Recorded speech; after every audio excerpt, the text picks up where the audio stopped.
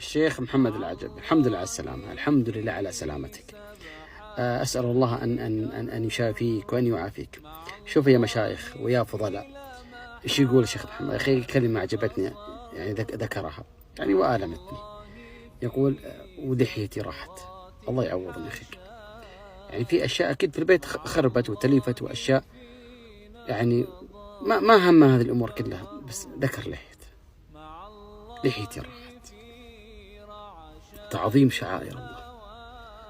لكن البعض ما هم أصلا، واللي ما يخلي لحيته، يجي أصلا عند الحلاق ويقص ويحلق ويدوسها برجوله، وهي أصلا لحية وشعيرة عظيمة وسنة نبوية.